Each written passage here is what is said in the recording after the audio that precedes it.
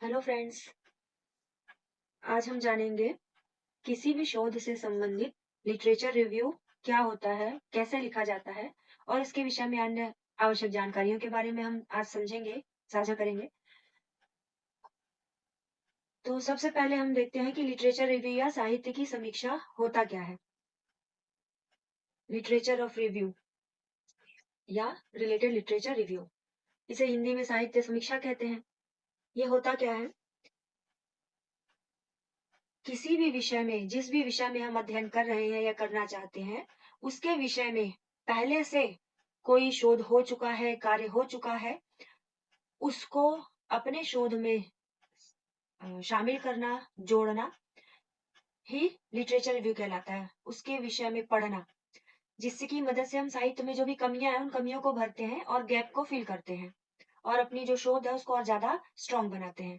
जैसे एक एग्जाम्पल की बात करते हैं, ऑर्गेनिक फार्मिंग या ऑर्गेनिक खेती, जैविक खेती जो है, ये पहले से इसमें बहुत सारा अपने शोध या अपने रिसर्च को सामाजिक मूल्यों के साथ जोड़ करके तैयार करना, जो सोशल नीड्स हैं, जो एथिकल वैल्यूज हैं, उनके साथ जोड़ करके अपने शोध को, अपने रिसर्च को तैयार करना।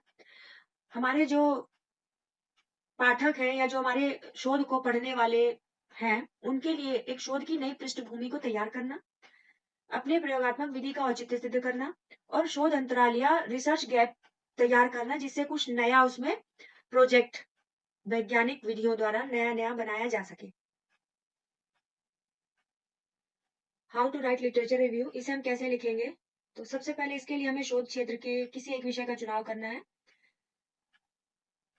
इसके लिए हमें जिस विषय का चुनाव करना है वो हमारे रुचि का विषय होना चाहिए। यदि रुचि का विषय होगा तो हम उसके साथ ईमानदारी पूर्वक और धैर्य पूर्वक वैज्ञानिक विधि के द्वारा हम बेहतर से बेहतर ढंग से, बेहतर से बेहतर तरीके से उसमें हम शोध कर सकते हैं और साहित्य की समीक्षा तैयार करने में भी बहुत ही बढ़िया इसमें हम कार्य कर सकते हैं। जो भी हमारा एरिया ऑफ रिसर्च है या जो भी हमारे रिसर्च टॉपिक है, उसको चुनने के लिए बहुत सावधानी रखनी पड़ेगी, सावधानी पूर्वक ही करना चाहिए। विषय आपके इंटरेस्ट का होना चाहिए, तभी आप उसमें बहुत अच्छे से कार्य कर पाएंगे। दूसरा उसमें होगा विषय से संबंधित साहित्य की खोज करना। इसके लिए हम बहुत सारे जो साधन है, टूल्स है, उनका प्रयोग कर सकते हैं। इंटरनेट है, लाइब्रेरीज हैं, बुक्स और बहुत सारे जो हमारे इंटरनेट डेटाबेस है, उसमें से हमें बहुत सारी जानकारियाँ मिल सकती है, जहाँ से हम अपने विषय से संबंधित साहित्य की खोज कर सकते हैं। लिटरेचर रिव्यू को हम सर्च कर सकते हैं। अब इसके स्टेप्स क्या-क्या होंगे? लिटरेचर रिव्यू को लिखने या उसको लिटरेचर को रिव्यू करने के क्या-क्या स्टेप्स हो सकते हैं? पहला तो डिफाइन योर रिसर्च स्कोप। पहले हमारा एरिया ऑफ रिसर्च या रिसर्च स्कोप पहले क्लियर होना चाहिए, उसको हमें डिफाइन प्रॉपर करना चाहिए। दूसरा, हमें प्लान करना चाहिए। Plan your research approach. Search, उसमें बहुत सारा ढूँढना पड़ेगा हमें। हमें हमारे ऑनलाइन टूल्स को मैनेज करना पड़ेगा। Then carefully reading and critical analysis, सावधानी पूर्वक पढ़ना और उसका क्रिटिकल एनालिसिस करना। इसके लिए हम बहुत सारे साइटेड और साइटेशंस का यूज कर सकते हैं लिटरेचर रिव्यूज के लिए, बहुत सारे। और फिर उसके बाद आता है assemble the text and right. अब उन सबको असेंबल करना और फिर लिखने के लिए तैयार हो जाना। अब इसके लिए हमारे क्या क्या सोर्सेस हो सकते हैं लिटरेचर रिव्यू के लिए जो कि एक्सेप्टेबल है? पेयर रिव्यू जर्नल्स आर्टिकल्स हो सकते हैं, एडिटेड एकेडमिक बुक्स हो सकती हैं, आर्टिकल्स इन प्रोफेशनल जर्नल्स हो सकते हैं, statistical data from government website भी हम ले सकते हैं, website material from professional associations, इनसे भी हम अपना जो मटेरियल या सोर्सेस हैं, आइडियाज हैं, वो हम ले सकते हैं। अब इसके क्या क्या कैरेक्टरिस्टिक्स हैं एक इफेक्टिव लिटरेचर रिव्यू के? पहले तो इसकी स्ट्रेंथ और वीकनेस हमें जो पर्टिकुलर जो होना चाहिए वो पता होना चाहिए, इसकी स्ट्रेंथ और वीकनेस। इसे हमें प्रॉपर तरीके से लिखना आना चाहिए, आइडेंटिफाई करना आना चाहिए पोटेंशियल गैप्स इन नॉलेज, और उसके बाद हमें स्टेब्लिश करना है नीड फॉर करंट और फ्यूचर रिसर्च प्रोजेक्ट। इसको स्टेब्लिश करना है, हमारे जो वर्तमान जो शोध है और भविष्य की जो भी प्रोजेक्ट और शोध होंगे, उनकी आवश्यकताओं को भी स्टेब्लिश करना चाहिए। मेन और इंटरेस्टेड टॉपिक हमारा यहाँ से शुरू होता है। What to write in review of literature review. हमने ये देख लिया कि लिटरेचर रिव्यू साहित्य की समीक्षा होता क्या है, इसके क्या उद्देश्य है, इसकी क्या क्या कैरेक्टरिस्टिक्स हैं। सबसे मेन यहाँ से शुरू होता है कि हमने सारे बुक्स, जर्नल्स, आर्टिकल्स और जितना भी हमें रिसोर्सेस मिले हैं, उनको हमने रीड कर लिया प्रॉपर। अब रीड करने के बाद हमें लिखना क्या है, हमारा जो रिव्यू ऑफ रिलेटेड लिटरेचर है या शोध साहित्य की समीक्षा है, उसे लिखना कैसे है हमारे पेपर में। तो उसको लिखने के लिए इसे बहुत बड़ा नहीं लिखना है, टू द पॉइंट लिखना है।